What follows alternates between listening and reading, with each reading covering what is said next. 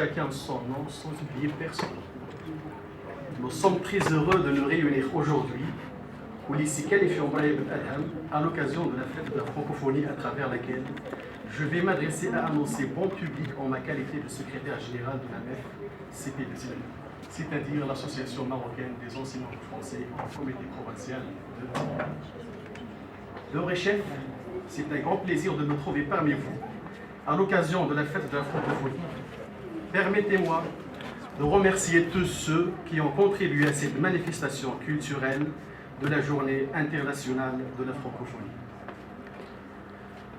Nos remerciements sont adressés à toutes et à tous ceux qui ont contribué de près comme de loin à cette manifestation culturelle et artistique dans le cadre de la Journée internationale de la francophonie. Parlons de francophonie, il serait souhaitable d'en éclaircir la portée sémantique à travers deux réalités distinctes. D'une part, la réalité strictement linguistique selon laquelle on peut admettre l'idée qu'un francophone est quelqu'un qui parle français. Autrement dit, l'ensemble des hommes et des peuples qui utilisent le français comme langue maternelle, comme langue seconde, comme langue officielle, comme langue étrangère, comme langue de communication internationale, comme langue de culture, voire aujourd'hui comme langue ou bien comme un partenaire, en Afrique surtout. D'autre part, la francophonie comprend la réalité géopolitique.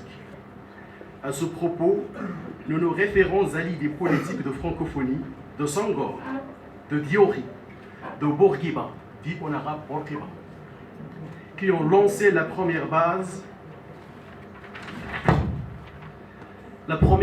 de la francophonie. Elle vise à garder l'ouverture sur cet héritage de l'histoire qui avait vécu notre cher pays, le Maroc, et aussi à l'héritage de la pensée humaine francophone et universelle, dite la langue française.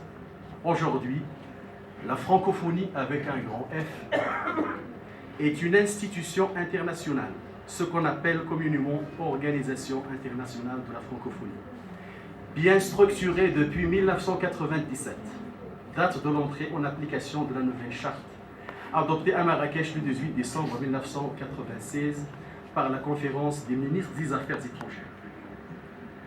La motivation de cette charte fut de donner à la francophonie sa pleine dimension politique en la dotant de nouvelles institutions. Eu égard la vision stratégique 2015-2030, la présente manifestation artistique et culturelle organisée par la MEF CP de Sinrir, en partenariat avec la direction provinciale du ministère de l'Éducation nationale et de la formation professionnelle de Sinrir, vise à promouvoir, entre autres objectifs, l'enseignement-apprentissage de la langue française en référence au levier 13 de la dite vision stratégique 2015-2030, portant sur la maîtrise des langues enseignées et diversification des langues d'enseignement. Je cite: les langues étrangères les plus utilisées dans le monde sont des moyens de communication, d'intégration et d'interaction avec la société du savoir et d'ouverture sur les différentes cultures et les civilisations. Il convient de développer leur enseignement et leur apprentissage dans les différents cycles d'enseignement et de formation et de mettre en œuvre les approches pédagogiques favorisant l'apprentissage précoce. Allant dans le même ordre d'idées, cette manifestation artistique et culturelle se propose des objectifs suivants. Partager les valeurs universelles et humaines en utilisant la langue française. Conserver l'héritage de l'histoire et de la pensée humaine issus des cultures francophones. Impliquer les élèves, les parents d'élèves, les acteurs éducatifs dans la conception de la langue française à travers les activités pédagogiques dans les établissements scolaires à Tinrir. Améliorer l'enseignement-apprentissage de la langue française à travers la rénovation des approches et des méthodes pédagogiques. La langue française que Khatib Yassine considère le butin de guerre, on sait tous que les Marocains, on n'a pas choisi d'être francophones, nous le sommes malgré nous. Donc cette langue française perçue comme l'héritage de l'histoire et de la pensée humaine, comme un élément rassembleur auquel nous allons rendre hommage en gardant l'idée de la diversité dans l'unité et l'unité dans la diversité.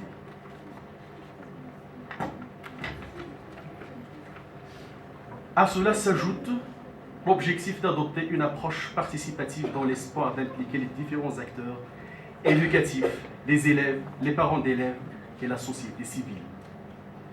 En termes concis, le partage des responsabilités au sein des établissements scolaires. Aujourd'hui, rappelons-le, est un grand jour pour célébrer la communication en langue française à travers le talent du théâtre. De communication en langue française à travers le talent de théâtre, de la chanson, de la poésie et bien d'autres manifestations. La langue française est celle de la vie, de l'ouverture, disons, de la diversité linguistique et culturelle. Thème que nous avons choisi et qui s'adresse directement à vous, les acteurs éducatifs. À travers ces quelques mots, nous avons voulu exprimer que nous sommes bien déterminés à œuvrer, à travailler pour la promotion de l'enseignement-apprentissage de la langue française comme un autre outil de communication au Maroc. Cette langue reste une valeur ajoutée au profil linguistique des Marocains qui est déjà riche. D'ailleurs, cette fête de la francophonie, nous y voici déjà, contribue au développement de la langue française. Elle encourage la connaissance mutuelle entre les peuples francophones et la francophonie qui est un espace de la diversité linguistique et culturelle, favorise le dialogue des cultures et des civilisations et de la culture du dialogue. Une langue peut être un simple outil de communication pour se faire comprendre sans aller au fond des choses. Cher public, une chose à comprendre. La langue française appartient à ceux qui la parlent. Elle n'est plus la langue de France. Elle n'est plus la langue de l'Hexagone, force colonisatrice. Pour les pays comme le Maroc, c'est un butin de guerre, comme le dit Khatib Yassine. Or, 10 ans plus tôt avec Mohamed Khayreddine, dans son roman intitulé Légende et vie d'Abouchiche, on pouvait certes garder ses valeurs fondamentales tout en diversifiant et en approfondissant sa personnalité au contact d'autres civilisations. Mais il ne fallait en aucun cas donner le mimétisme systématique. Autre danger d'enrayer le développement d'une pensée, d'une langue, voire d'une culture. Mesdames et messieurs, je vous remercie pour votre attention et pour avoir accepté votre invitation. Merci.